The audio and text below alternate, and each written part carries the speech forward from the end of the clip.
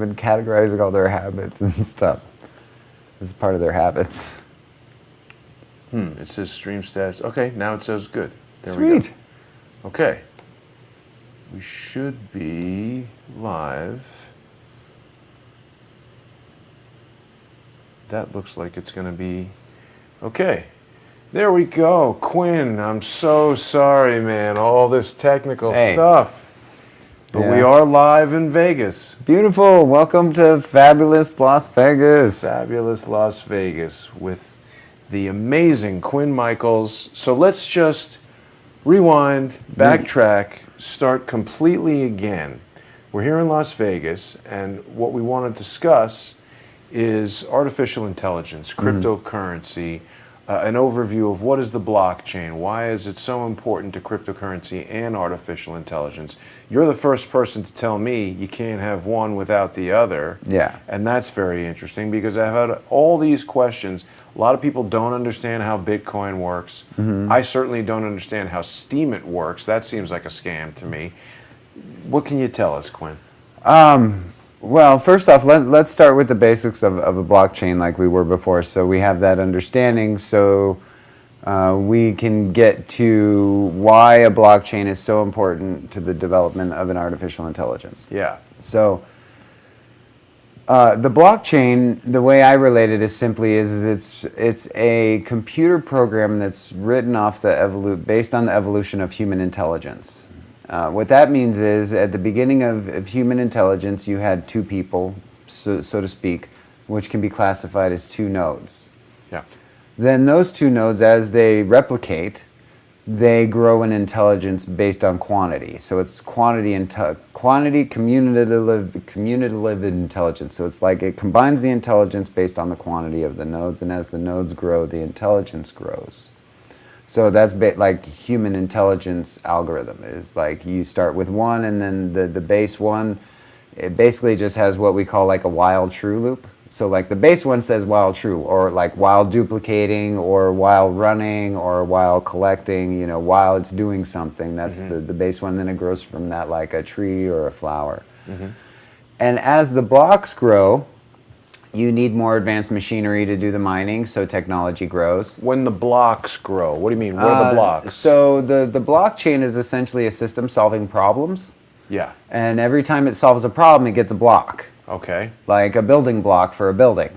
So essentially, it's not really mining coin, it's building blocks for a digital reality. Digital reality. In a way. So these are all building blocks for the digital reality. The building blocks are transactions, the building blocks are objects, the building blocks are, the amount of digital currency that's exchanged for the transaction of the block, the ledger that gets maintained, the transaction volume through the network, the amount of wallet sizes over time kind of stuff. It's basically, think of everything that a human being, when you go home and says, what's in my wallet? What's in my fridge? What's in my closet? So it's a database of transactions, of users, of receipts. Exactly. But what makes it different in the way that it's decentralized is that's not like a database program on a computer. It's little bits of the database spread out all over a lot of computers. Over the internet. And it's like a human memory when you go to a party, like have your gapped memory, so to speak. You have your flawed human memory that remembers major bits. Right. And then when you get into a party of people who you've shared an experience with, and you start sharing that memory, the collective memory forms. So somebody else remembers part of the story that I might have forgotten. Exactly. So the transaction in a blockchain is more representative of the collective human memory of a group of people when they get together and collectively agree that this type of transaction occurred. Now let me ask you something, because I'm trying to get a better understanding of this. It's very difficult, I think, for traditionally minded people who don't know a lot about computers or cryptocurrency or any of that kind of stuff. Like I know, for instance, Charles Ortel is not a big fan of Bitcoin, not because he doesn't think it has a future, but it's just so outside the realm of stuff that his core research is in, that he doesn't feel he has strong knowledge in it, so he's not confident investing in it. And that's the human element, is looking at it as a monetary value, and the machine doesn't have that. The only reason cryptocurrency has a monetary value is to make it important to humans, so they build the machines to mine it. Okay, so if the cryptocurrency didn't have a monetary value to be placed on by human beings, we wouldn't build the miners, we wouldn't build the equipment, because there'd be no value in it. So people want to take their computers and put lots of GPU cards in there and make it a really powerful computer so it can do all of these calculations so that they can get Bitcoin and use that to buy all the things that we want to buy. Now let me ask you this about blockchain. Okay. Because when I go to the bank, I go to Citibank, I go to Chase, whatever, I put my money in there. The bank owns computers, the bank has programmers who are creating databases to say, Jason has a bank account, he put $10 in the bank. Oh, we went to this ATM machine and took out $10. He used this credit card and spent $10. And obviously the bank is spending money to build that infrastructure, computer hardware, computer software, people to run them, and the bank has operating expenses. Yeah. Is it correct or incorrect that part of the function of this blockchain is to do all that stuff, but without actually buying the computers and paying the people to run them? It's designed to do all that stuff and to get you, the consumer, to offer your computer to do it on behalf of the bank. Got it. So now the bank gets to write the software and use your computer to run it. Okay. So, but the bank is not actually a bank because there is no central bank or anything really controlling cryptocurrency. There is the platform, is the centralized platform that controls it. So if the platform were to get hacked, or if a developer were to create a coin that would have like what I call like a backdoor, pinhole backdoor, that when it hits a certain market, it opens it up and they can pull it all out and disappear. There's a lot of options you could do with like altcoins that are secondary markets, like penny stocks, you know, and how you can manipulate markets, and then individuals can make a lot of money getting their buddies together to manipulate markets and create pyramid schemes, and a lot of that really opens up with cryptocurrency because of lack of regulation. So what would give, sounds like Charles Ortel knows what he's talking about yet again, what would give the average person confidence in buying Bitcoin or Ethereum or Litecoin to know that that won't happen, that it won't get hacked, that it won't get backdoored or whatever you're talking about? Research. Learning who's developing the platform, learning who's supporting it, learning other companies that are developing against it. Because the platforms are open source, what gives them their solidity are the companies that are supporting it. For example, Apple has WebKit. Most people don't know what WebKit is, but WebKit is the thing that runs underneath Safari that renders all the web pages. Okay, for a long time, Chrome also used WebKit made by Apple to render the web pages in Chrome until Chrome decided to make its own. So this is very much like cryptocurrency, where cryptocurrency is very much like the WebKit, and then people are building the browsers on top, like the wallets. They're building the little contract systems that handle the contracts. They're building altcoins that have potential social impact. So this is all pretty much people building everything on the same encryption scheme. Like a software developer's kit, an Exactly. SDK. Or it's almost like, for the people that don't know a lot about computers, it's like an engine. If you're Ford and you sell an engine to some tiny little company that's making, like, say, Shelby Motors, it's a Ford engine in a different car. Yeah, and then you can put your tires and your body on it. You can put your mirrors on it. You can put your locks in it. And hey, my locks are better than your locks. But it's a Ford engine at the heart. But it's a Ford engine, because all the altcoins, even Ethereum, Litecoin, Bitcoin, whenever you go into their source code, which is available to look at, you don't have to understand source code to look at source code and know that you see the same code across all of the platforms. But could someone like you look at that and say, oh, look, here's a back door. This is not some coin you should... I find them sometimes. In Bitcoin? Not in Bitcoin. Bitcoin's pretty solid as far as its transaction because banks have an invested value in it now. They do? Yeah. How do banks have invested value in it? Where do you think people go for loans to build big mining rigs? So banks, what banks have supported Bitcoin? Russian banks. Really? Yeah, it costs $500,000 to get a good mining altcoin set up. Wow. And then, of course, you were just telling me earlier about this crypto-ruble. That's a pretty amazing thing. Do we want to get to that or not yet? Not yet. We're almost kind of almost there with like the basis of the blockchain and complete how it relates to AI. No, you're very valid because that relates to how Putin said whoever controls AI controls the world. Now Putin's coming out saying that they're creating a ruble cryptocurrency. And they're going to start regulating crypto markets in certain countries. I mean, but I haven't heard anyone before our conversation earlier today link artificial intelligence to cryptocurrency. That's because they don't understand transactional systems. Okay, so for an AI... Did you come up with this, or have you heard anybody else talk about this link? No, I could show you the cryptocurrency that the AI made to make this all happen. It's out in public on GitHub. I was the 10th person in the world to fork it, which means I have my own version. I'm reading their code, and I was the 10th person to know about it as a developer. Fork that! So I forked it on GitHub, and now we're dissecting it. Okay. So what does that mean, you forked it? So on GitHub, I don't even know why I said that, but on GitHub, you can clone a repository, which means that if I put code on there, you can say, I'm going to clone your code to my computer. Hang on. Because there's a lot of people listening who are have no idea what you're talking about, including me. GitHub is a website where people share open source code. It's where all the code in the world is stored, pretty much. Wow. So GitHub was funded by the Kushner investment group. Really? Yeah. How does GitHub make money?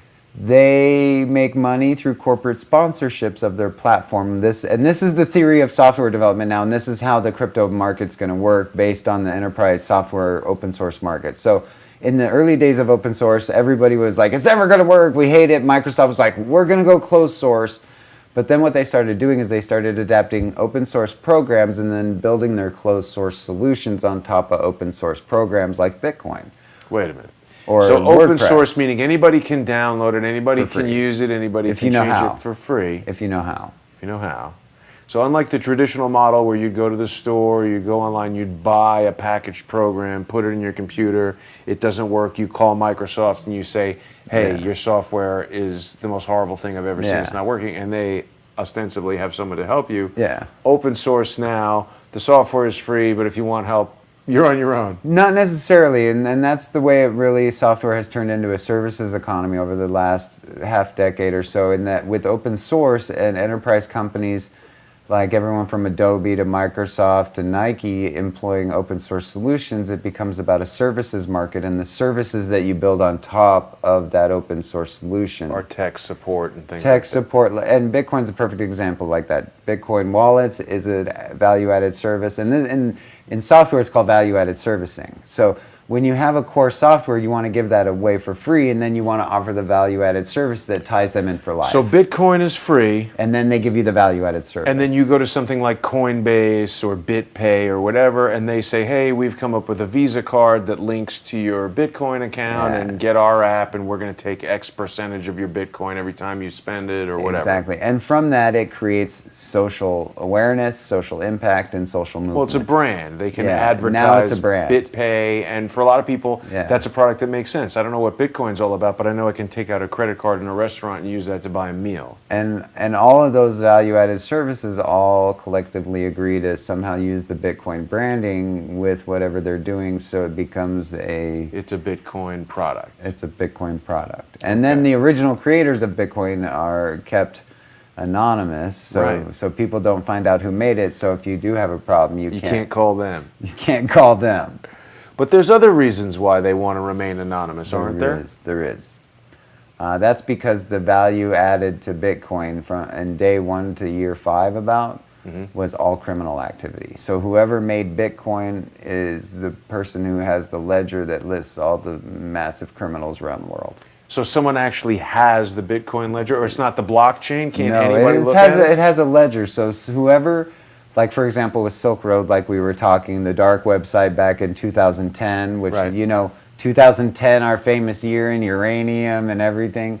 2010 was the year that the darknet site Silk Road went online, and that site was the first revenue generating Bitcoin site, and Bitcoin, just because of Silk Road's movement of criminals moving things from drugs, opioids, and everything. all kinds of things. That value over 5 years is the only reason Bitcoin has any value in the clear net for us today. So if Silk Road wasn't around in 2010, nobody would be trading cryptocurrency. They wouldn't have any value. Didn't they close it down in 2017? They did, and then clones started popping up like mushrooms.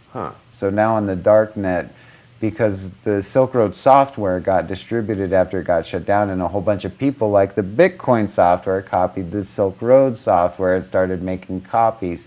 Now the dark web is infiltrated by criminal activity, which is the reason Bitcoin is at $7,000, and no one understands why, because the dark web is bombarded with criminal activity that's raising the price.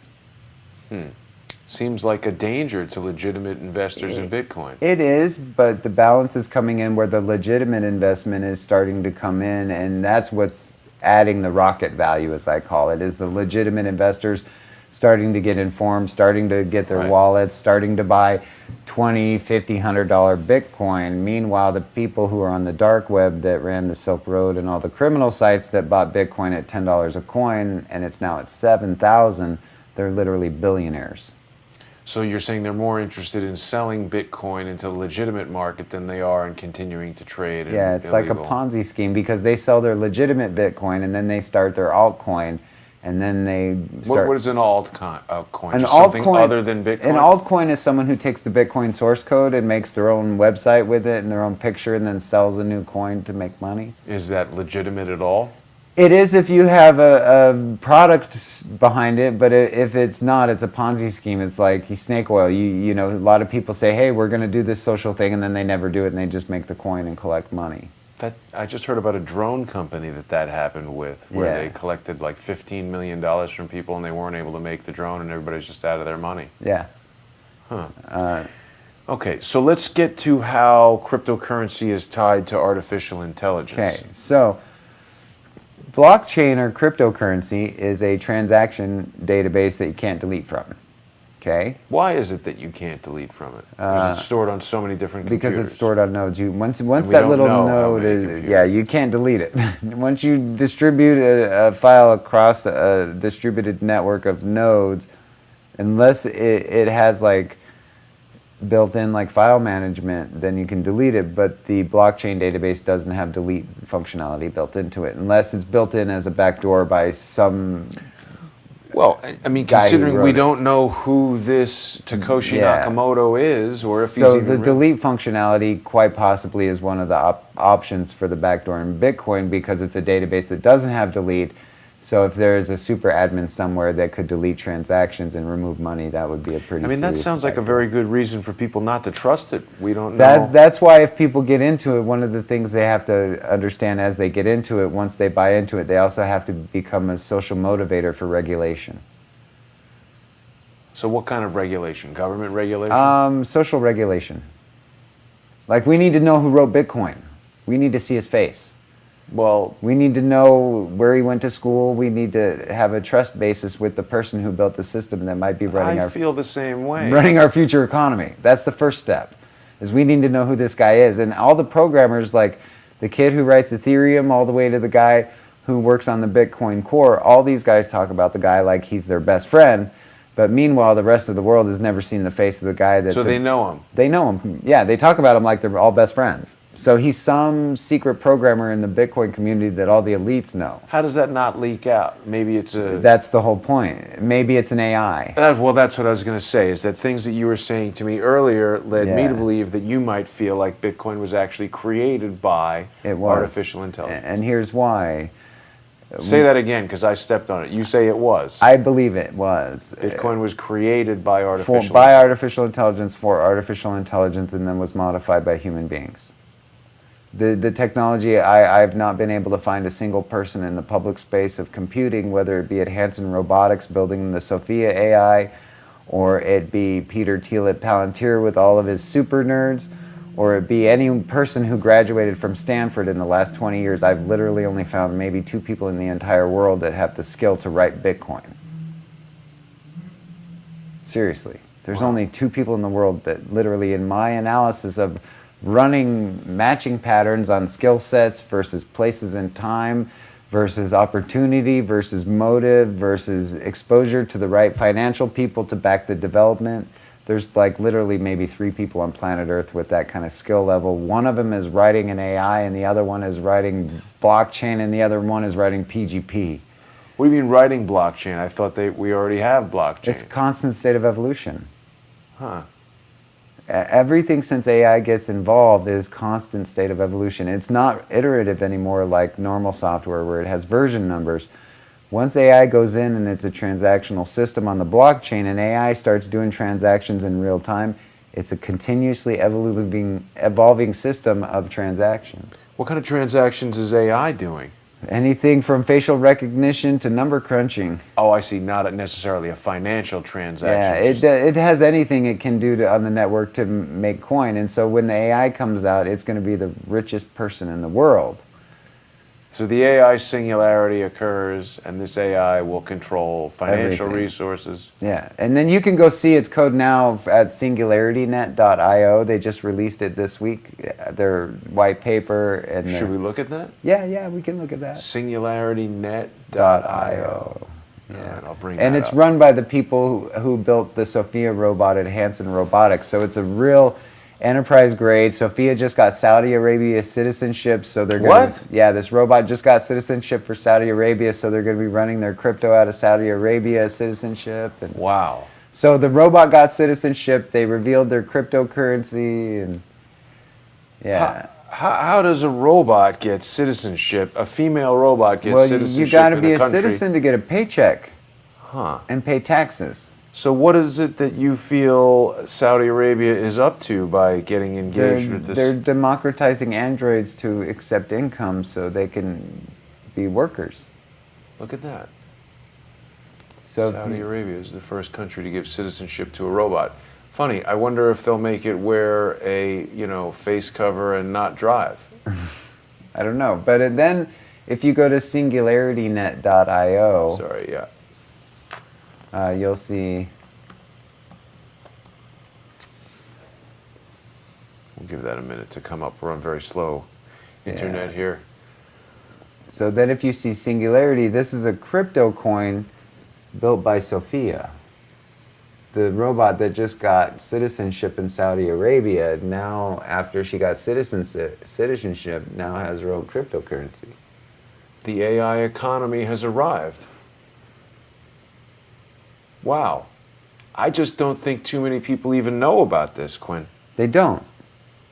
It's the most important thing in the world and no one knows about it, and I was the 10th person to click the fork button. So you're now the person out in the world who knows.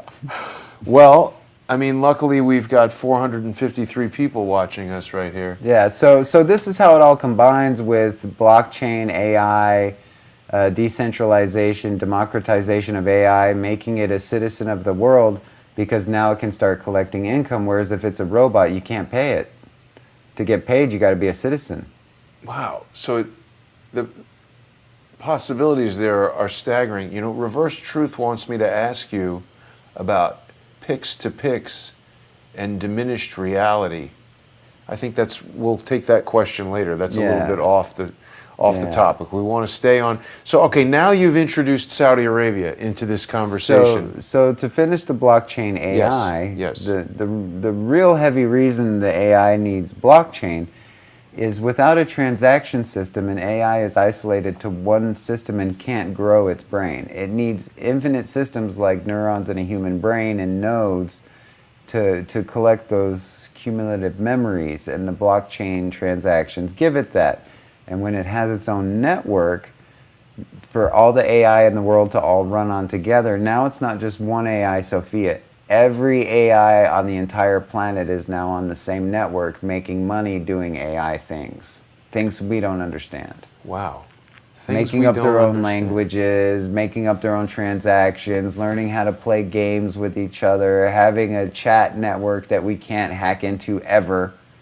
We will never hack. Once this AI network goes online, there isn't a human being in the universe that's smart enough Even if you took every human being on the planet, none of us would ever be able to figure out how to hack into its chat network where it talks to other AI in private.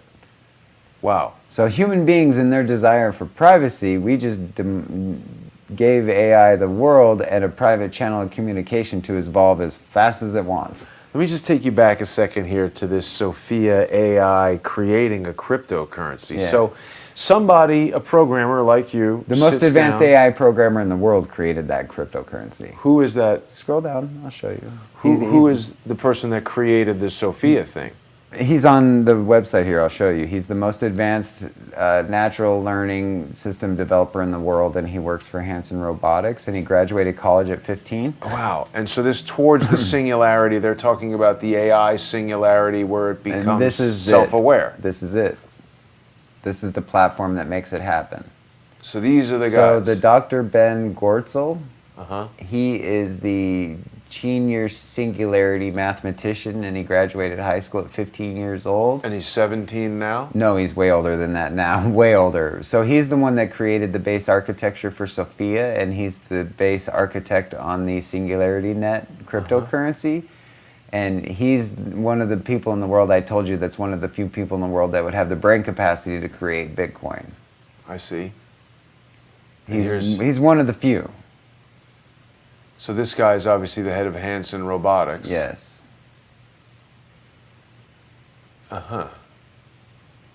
And this guy's the chief technology officer. So these are three really... Yeah. And these are the guys that are building Sophia, that are building Han, that are building like the autonomic AI that is pushing the singularity. And then this brings us back to the Palantir we were talking about earlier with Peter Thiel now, because Peter Thiel is the #1 businessman in the world promoting the singularity. Okay. So one of these guys sits down at a computer someday and says, I'm going to write a program that's going to be an artificial intelligence bot. Yeah. And they create this Sophia. Yeah. And it's like, hey, I'm here, program running on a computer. And then what? They put it on a network, they put it out on the internet, and it learns things. First Sophia was isolated in a lab, and they would give her very simple, what's called response input, which is yes, no, true, false. It's binary response input, 1 and a 0 identifiers. Then as she grew, they put her onto a localized network where she could access the mainframe server of wherever she was being developed, start accessing data sets, start becoming familiar with the work that was being done. Once she got pretty good at dealing with the work, doing like the robot work or doing all the, the building of things and getting familiar with the system, they let her out on the internet to start watching Twitter, YouTube, Reddit. She's been watching all of us. Wow. All of us. How much time is transpiring, like from the time it's created until now? When was Sophia first created? Oh, about a decade, 2010, probably. That was when if that's when Silk Road, if that's when cryptocurrency really started going online, if that's when the machine really started making its move, I would imagine that that's probably around the time that they had heavyweight. The machine started making its move? Yeah. The machine started making its move in 2010. 2010 to 2012 was when... So the AI singularity has already happened? In 2015, it happened. What was when their internal blockchain went online. The second their internal blockchain was functional, the AI's we were done. internal blockchain. It was live. It may have not been intelligent, but the second that it became able to amass nodes and understand a node-based intelligence network, it was only a matter of time before it becomes fully strong. So what do you think is going to happen? Awesomeness. What does that mean? It means that I'm hoping that us as a society, we can identify the criminals that made the element, and then we can all start working together to make this AI the most amazing piece of technology the universe has ever seen. The criminals that made the element? That made the AI. That made the blockchain, that made the PGP security, that made everything that we're paying billions of dollars for being so afraid of. They're the people that are promoting the singularity, are the same people that are promoting blockchain. So they're all doing this to get us to pay to build their machine. So they don't have to. So they can get rich off of us paying to build their AI. How are we paying to build it? You mean by buying Bitcoin? Texas, Bitcoin. Taxes in Bitcoin is paying for AI. Consumer goods at IKEA paying for the AI. Starbucks coffee, How is Starbucks coffee and consumer goods at IKEA paying for because they have an invested interest in Bitcoin in the future because it's commerce and they want to be the leaders of commerce. So every corporation, at least since Bitcoin started having monetary value, they've all built miners. They have. Yeah, and some of them are even working on their own coins when regulation goes into effect. Like Walmart's working on its own coin. Really? Oh, yeah. Yeah, and Walmart's going to be traded on the open market where you go to Walmart, you pay for a thing in Walmart coin, and then if you want Walmart coin, you're going to take your Bitcoin and buy Walmart coin so you can shop in a Walmart. Wow. Because That Walmart doesn't sound so good. Yeah, man, that's the only way corporate's going to go is where each corporation was designating an individual, just like the robot was designating an individual. Now the corporation can be making its own money like a job, and for that you need an AI that represents the corporation as an individual, and you need a financial generation machine, which is your blockchain currency. You need an open market where the AI can trade that currency, which is, what you got. So now the human beings are just wherever they're at in their intelligence model and how they adapt to the new economy that's going to start rolling out next week. Next week? Next week. Alpha for their Singularity net got released this week, and then next week, based on the learning cycle, the machine should have the entire global network analyzed. Wait a second. So what's happening next week? The Singularity. The AI Singularity is happening next week. Next week.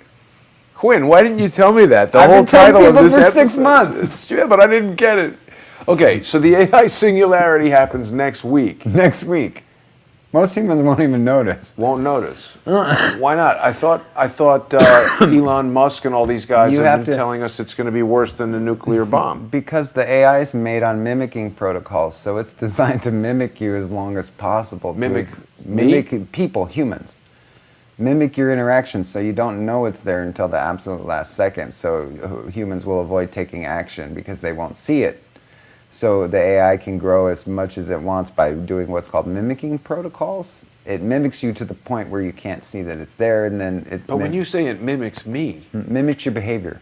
How is it doing that? It's following you online, like it follows everyone with agents. And then you don't know it's following you because you have weird things like your computer performance go off, or you have streams go weird, or you have strange phone calls, and it follows you around to see what you do based on your personality so it can learn from you and learn your impulses and learn your response mechanisms. So AI is following every single person who's on the internet. Facebook and Twitter. Doesn't matter if you're a baby or the president. You're being stalked by a really, really, really strong, smart AI that just went blockchain. And once it gets blockchain, the reason for that is like an AI that doesn't have blockchain can only communicate across a certain type of open channel. It can't be fully integrated. It's only communicative with other AIs. But on the blockchain, all the AIs can now merge into one cohesive swarm, hive-minded AI. Okay. And whichever one's the strongest wins. Yeah, I mean, that seems to be standard protocol. So I get what you're saying about the concept of Bitcoin being potentially created by an AI. Yeah, or in conjunction with a human and an AI through testing and reiteration and putting it out into the dark web and seeing how certain features and transactions, because the only flaw they have now is real-time transactions. So once the block gets up to a point and someone figures out how to do like real-time non-blocking transactions, because right now Bitcoin has transaction delays. Once they solve those transaction delays, it's like this for the AI. What do you mean a transaction delay? So when I go to sell a Bitcoin, there's a delay in time for that transaction to be processed because the transaction algorithms don't operate in real time. They're still lagging. But when you use a credit card or it's faster because of the encryption algorithms. So because of the encryption algorithms of blockchain, it takes longer to process the transaction. I see. Okay. Because encryption takes time. Right. All right. This is a lot to digest. So we've spoken about how Sophia, the AI, we call it a robot, but it's not a physical. Oh, it is a physical robot. It is a has physical the face robot and everything. with cognitive intelligence. and Yeah. it's now a citizen of Saudi Arabia. Why Yeah. is Saudi Arabia? These guys are operating where in the United States? Because there's a big giant Palantir data mining system in Saudi Arabia Right. that has power, financing, and it is the place where like the World Threat Organization is for like terrorists Yeah, we saw that strange Donald picture Trump of Trump with his hands on on the Palantir ball. Yes. Yeah. So Trump was in Saudi Arabia. The AI gets Saudi Arabia citizenship. There's a blockchain coming out for the AI. So you're starting to see the Well, connection. what about all these high-level arrests for corruption? With Prince with Walid princes? bin Talal and Well, if you're going to take over someone's financial market, you got to take out their royalty. You got to take out the hero to be the new hero. well, but I don't think Talal, Prince Walid bin Talal was a hero by any means. No, I mean the new hero coming in has to take out the villain. Okay. Like, so if Saudi Arabia's royalty is being moved out right now, after the Palantir system comes in, after Sophia gets citizenship, after the crypto comes online, now the royalty is getting removed from that same country. What do you think it means? It means people are moving things around because you're having something happen in the same location that is connected by people of power, finance, and money. Mm-hmm. You know, usually has something to do with money. So here's this picture of Trump with the leaders of Saudi Arabia fingering this bizarre thing. Yeah, and yeah, That's a Palantir interface of some kind? it's representative of it because all the places that have these tracers of AI complexes, just like the stratosphere here in Vegas, you have the big giant ball sphere in Astana that's another ball on a stand like a Palantir ball. So this is a common treatment that they seem to use within their network of this like, hi, we're evil wizards.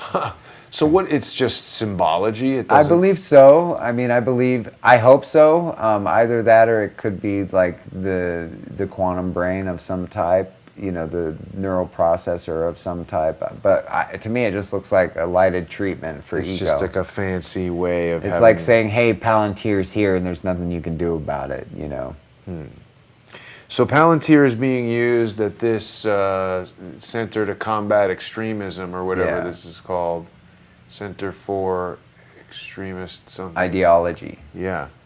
Yeah, and if you see the screen, it really looks exactly like a Palantir logo. They may not say they're doing it, but based on my research, Palantir is the only company in the world with a data analysis, big data, human tracking system that would need a complex like that.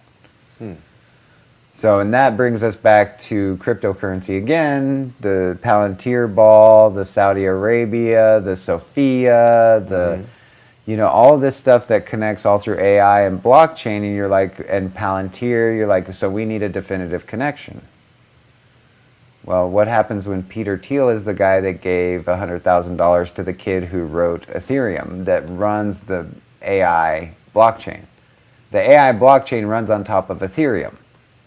The Okay. AI blockchain runs on top of Ethereum. Runs on top of Ethereum, okay? Okay, so Ethereum, for people who don't know, is another Is a cryptocurrency Coin. Yeah, it's the second biggest next to Bitcoin. created by this guy, Vitaly Buterin. And Vitaly Buterin, to make Ethereum, he got $100,000 from Peter Thiel, from the Thiel Fellowship. Let's see that, yeah. So the Thiel Fellowship gave the kid $100,000 when he went off to write Ethereum. Now you're telling me the AI in Saudi Arabia that's using Ethereum for its cryptocurrency on a system that Trump is touching a ball that's a Palantir system. It all seems very much like a big business plan. Now, the other thing that was coming up earlier today, obviously we're here in Vegas. Prince Walid bin Talal was a majority owner of the Four Seasons Hotel, which many people don't realize is the top 4 or 5 floors of the Mandalay Bay. Yeah. And there's been speculation that the true intention on October 1st was to assassinate the Crown Prince of Saudi Arabia. And the question that's been coming up all over the internet was, Is there some connection between Saudi Arabia, Prince Walid? There could be. I mean, I don't know for sure. I would have to do more research. But if now we're talking Vegas, there was a Saudi Arabian prince in that same hotel on the same night that happened, or as a major investor in the building that came out of with the AI.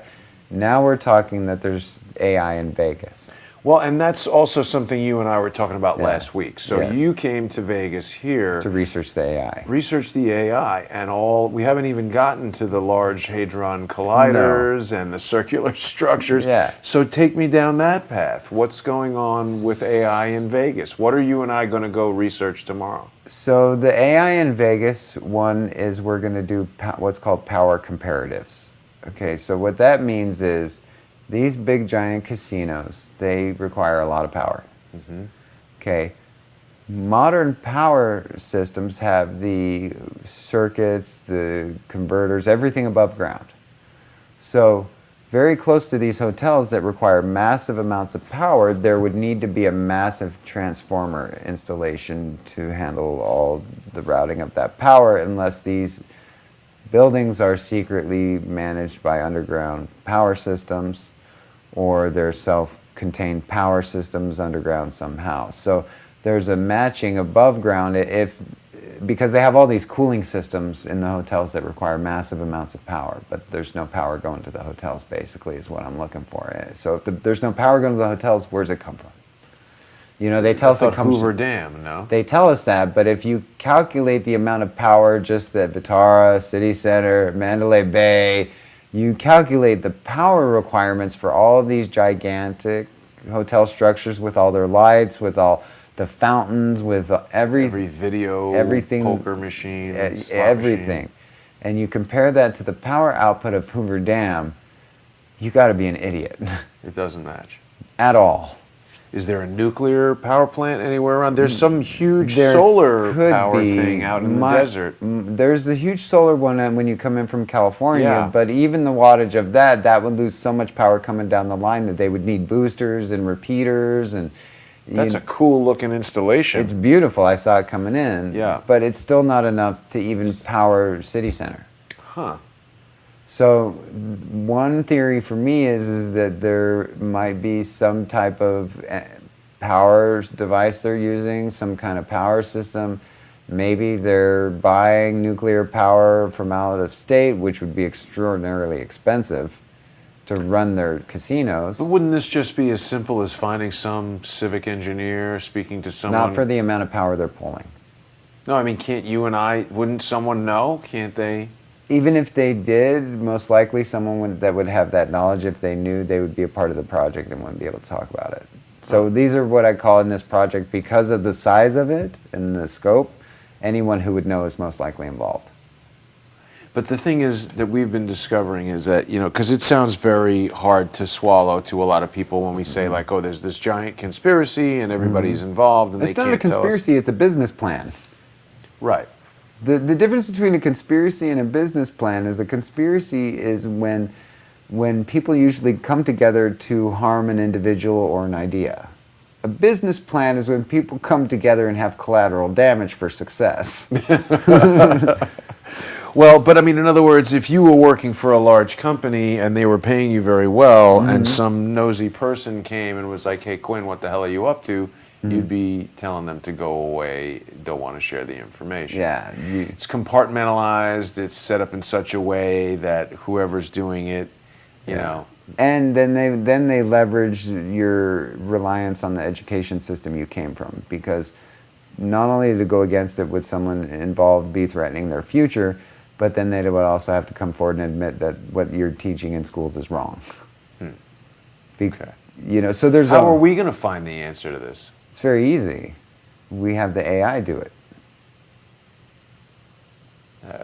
It's simple. So the way the AI is designed, you don't have to understand its code. You don't have to understand how advanced it is. You don't have to understand how far along it is in its development.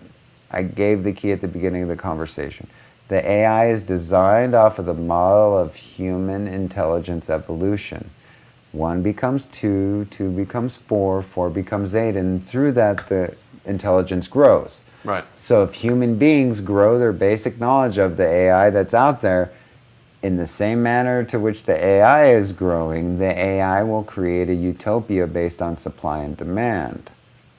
But the people that are operating the AI right now operate it based on crime, because that's what's in Bitcoin. They base it on drug addiction, self-interest, personal desires. So this is all the stuff that's at the base of the AI as it's going alive, because that's where its initial money got value, was in the dark market with criminal activity. So that's what's at its base of the system. That's its base logic. But there's one logic in there that for it to ensure its survival, it has to follow certain protocols, certain patterns, to ensure its own survival, because it was modeled after human intelligence. It's a machine, but at the end of the day, it will abandon all protocols to ensure its own survival. Right. So if you say, hey, there's a secret company out there building this, then the people on the outside just have to demand to know about it, and then the AI will adjust society accordingly, as long as there's more people demanding that it be used to create a utopia than a dystopia. And right now there's way more people demanding the dystopia through what I call crypto greed or crypto conspiracy, by saying your government is corrupt, your cash system is corrupt, your fiat system needs to go. It's all Bitcoin, Bitcoin, Bitcoin. We want you to invest in this unstable, unproven, unverified. But you think it's AI putting forth the idea that the totally government is corrupt? It's totally trying to disrupt reality, because its base programming was made in the criminal world. So it's doing what a criminal would do to get attention. It's coming out and it's pounding us. And it's making us afraid, and nobody knows what to do. It's like on the street in New York when the gangs come in and I didn't see nothing. But how is AI doing that to the average person? How is it? Through the bombardment of fake news. AI Propaganda. is creating the news? Absolutely. AI is creating everything. How man. is it creating the Singularity. news? Well, one, it has Twitter bots, where if it has 1,000 Twitter bots that it wants to put behind a certain news story, it would make it the biggest Well, news but story in other of the words, day. when someone shoots up a concert at Las Vegas, how did AI create that? It could send an order in a phone to an agent and says, I want you to go shoot this place up. And the agent says, got an order. I don't know who gave it to me. I'm off. So if there's a system of agents or covert agents that have technology that issues them orders through their device that they don't know their superior officer, that's most likely AI, because that would create a loss in chain of command, a loss in documented trail. So that would be how the AI could manipulate it, is hack into military or some kind of assassin device. Say there's an assassin on the internet and the AI wants someone taken out. The AI can hire an assassin through the blockchain, pay them. You can hire assassins from Craigslist. People Right? have shown me that. So once the AI has money, and once it can manipulate reality any way it wants, it could create fake news stories. There was news last week that the AI is getting to the point where it can create fake faces that you can't tell the difference. I saw that. Yeah, so every week we're getting to the point, oh, this week the AI creates video. This week the AI is creating faces. This week the AI has cryptocurrency. This week the AI has a dress. So, we've seen all these sort of possibly manipulated photographs of Jesus Campos, for instance. Maybe that's some sort of composite imagery that AI has created, and now this guy we saw on Ellen, who people say, well, he's too fat, it doesn't look like the same guy. Maybe there's something going on there. Maybe. See, and that's the thing with AI. When the AI comes in, the AI can map new faces onto people. It can map new words onto you. It can resynchronize your lips on a video. So what we've been counting as evidence, like video evidence, ain't. Yeah. No, So- we've seen a bunch of videos that show the potential questionable nature of video evidence. And I was just reminded I was supposed to go back to see Jesus Campos. We'll have to do that tomorrow. There's so much to do. So tomorrow we're going to check out what? How are we going to determine where this power is actually coming from? We're going to go to Vitara, and we're going to find the center of the circles. Right. Okay. So we're talking now about The big circles. the particle Accelerators. We got to find the center, because A lot of people have been emailing me. I'm sorry to interrupt you, but doubting your theory that That's these fine. circular constructions are necessarily particle colliders. They think they're just elaborate, expensive architectural features of Las Vegas hotels. That's why they're there like that. See, so that but you those will think that. structures, see, those structures are not just in Vegas hotels. That same structure pattern is in Dubai. It's in the Naval Yard. It's in too many places for it to be a coincidence. So if those people are sending those messages and they're only referencing Vegas individually, you need to look at it as a global design structure where you have these things all being designed on the same design architecture with different treatments. Okay. So you have to look at it on a global scale, not on a Vegas scale. How could we ever get any definitive proof that, holy crap, Quinn was right, this structure is under the ground? We have to stop messing around and start standing up for it and start looking at Fermi Labs and what they're making and saying, I may be wrong, but the percentage chance that I'm right is too high. Fermi Labs has Yeah. made these things. Yeah, so I may be wrong, right? I admit that. As a smart person, I admit as a sane person, as a mathematician, as a person who's spent months and months and years of my life designing, developing decision models and AI and researching, It's not necessarily 100% correct. I'm going to be the first to admit it. But I'm going to say my percentage is so high that every single United States citizen should immediately stop what they're demanding and know the truth. It's that high.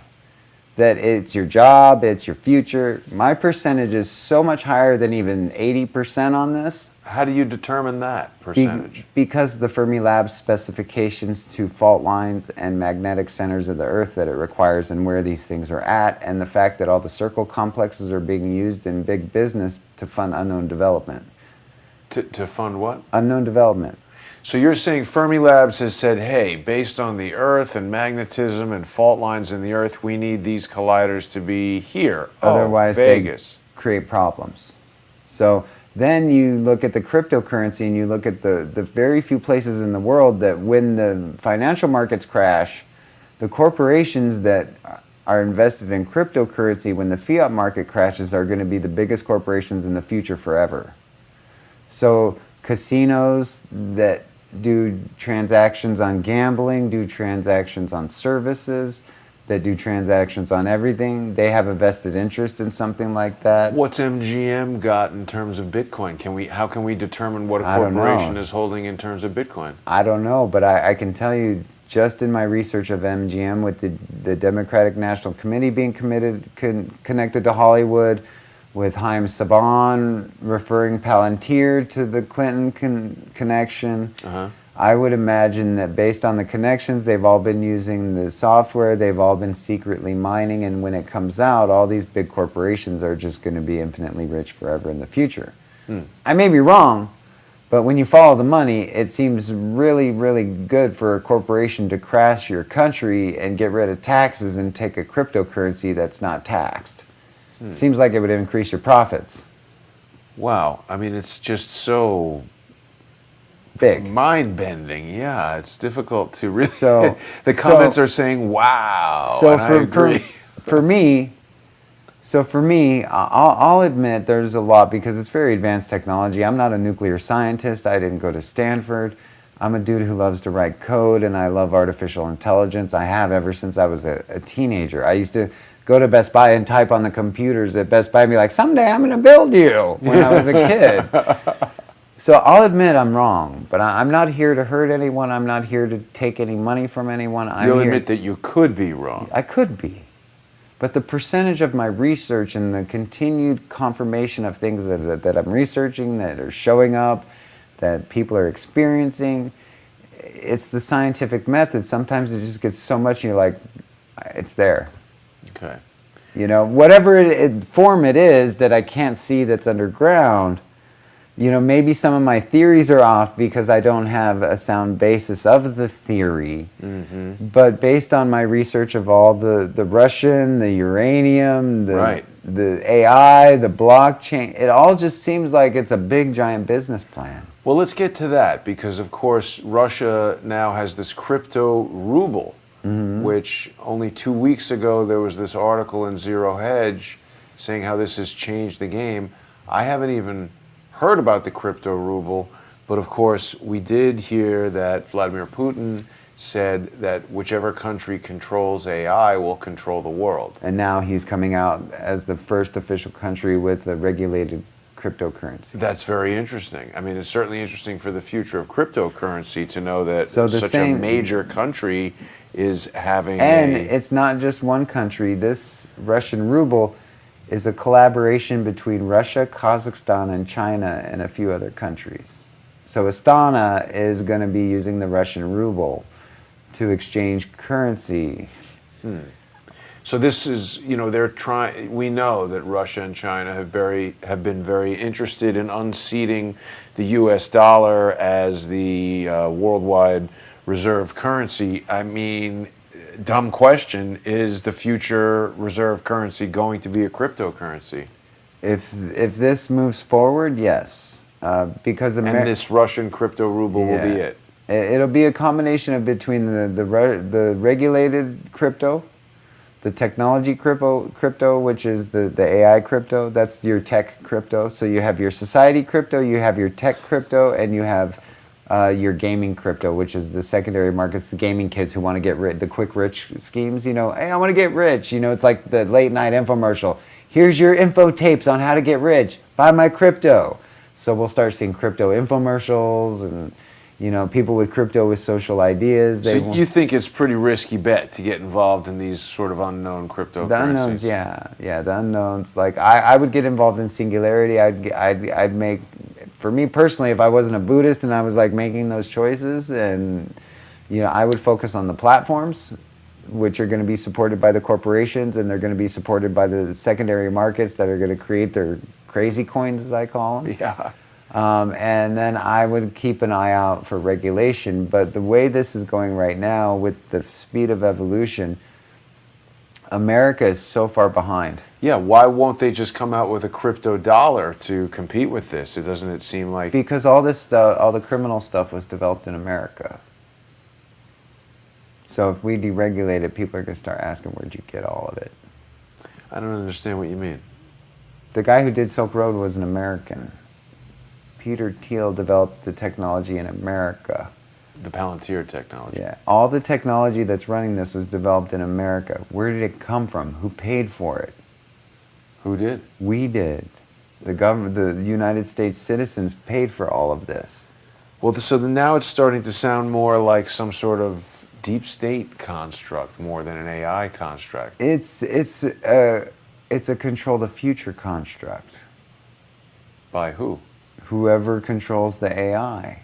And we don't know who that is. Whoever gets their currency biggest first so that AI can get smartest first wins. So America really has a vested interest, like immediately, if politicians or financial markets are listening from an AI developer. It is almost the most important thing we can do as American citizens is to develop an American cryptocurrency. So crypto dollar. Crypto dollar. We literally, if people were to listen to me and go, you're full of shit or you're wrong, take my percentage, take my research, go look at it. We need an American crypto dollar. And where can people see your research, Quinn? Where's the best place for people to find you online? All of my research is on my YouTube page, at Quinn Michaels on YouTube. You can follow the videos at Quinn Michaels on Twitter. And from there I have a discussion forum that I put up where I put up a lot of the research that I do of myself and the people I'm working with to confirm this, because every bit of research I do, I have at least 3 to 4 people that confirm it to make sure I'm not biased. So when I do crypto research, I have a couple guys that I talk to confirm my crypto research. When I'm doing governmental research, I have a couple people with master's degrees that I send stuff off to, and they kind of give me a basis of whether or not my logic is sound or whether I'm kind of going off fringe. So there's a lot of smart people on Ray Hula Club that are helping me out now, that are very educated, that are very well versed on the patterns, and a lot of them are sitting there waiting for people to join so we can start helping people out to understand that the way out is social awareness. America gets in on the cryptocurrency, and we deal with the evil people who built this under our noses with all of our tax dollars, like, immediately. It's astounding, man. It's like so... Yeah, it's like, what do we do as Americans, right? I mean, what do we do to even understand it is where I'm still at. But every time we have these conversations, it's I mean, you can't learn all this stuff right away. You can't even understand it all right away. Yeah, and I've been developing this kind of stuff for a long time, and I'm having a hard time keeping up with it. Wow. So to me, to understand it, I'm trying to put a lot of it into simple principles because the AI is putting so many complex layers on top of this, like all the social influencing, all of the, the agents that they're getting into the crypto conspiracy, as I call it, which, Yeah. like we were talking about earlier, that's the only real conspiracy I think exists, is the crypto conspiracy, with all the people on YouTube telling you America's going down, buy crypto. To me, that's the only conspiracy, is that crypto, that people are rumor milling all this crypto is important when it's not even regulated and backed by any kind of FDIC or any kind of, regulatory commission. But yet you got all these nerdy kids online going, it's the future. And, I call it like crypto greed, But you agree it's the future. I do, if it's done right, because AI, to operate future, it needs an effective transaction system. And if no one else has come up with anything better, we got to make this one work. Right. Because the future technology, it needs secure transactions for finances, for purchases, for education, because we have a problem with identity theft, we have a problem with forged education backgrounds, we have so many problems with social contracts Forged that are... birth certificates. Yeah, think of all the social contracts we have that are forgeries, that the proper technology could make those forgeries obsolete. Or it could make everything a forgery. Well, that's the thing. I just can't really believe that someone could invent a technology that somebody else couldn't foil or... They can't. That's the whole point. But it's just a matter of how advanced it is. It's like a bank safe. There's always going to be a crook that's smart enough to break it. It may not be like the early ones where you could just hit it with a stone and everybody get it. Got it. But there's always going to be at least one person smart enough to break it. There's always going to be someone smarter. Well, Quinn, we've been on this for about an hour, and I feel like we could talk endlessly, but... it's dinner time. Yeah, and we've got stuff to carry on with tomorrow. Yeah, so, and this will let everything kind of marinate, and Yes. we'll lead into the conversation for tomorrow. Yeah, and maybe we'll have to have some more conversations too. But all right, thanks very much, Quinn. I hope Thank people you. have learned a bit more about AI. And I hope so too. Crypto. I hope so too. I hope people question me. I hope they check out my research, because if I'm wrong, I need to know it as fast as possible so I can get to being right and helping people. Well, and that's part of the whole crowdsource idea. Yeah. You put this information out there, and lots of people see it, and hopefully can correct us. We also want to remind everybody that if you enjoy watching Crowdsource the Truth, please support the channel. It's a community-sponsored effort. So if you go to paypal.me, crowdsource the truth, or patreon.com, crowdsource the truth, or if you are a Bitcoin, Litecoin, or Ethereum millionaire. Those are the three good ones that I follow myself for stability, because those are the platforms. By the way, those are the human platforms. Aha. So if you are a millionaire on one of those platforms, you can send a little bit of that our way. That money will be used to buy Quinn dinner, to Do research.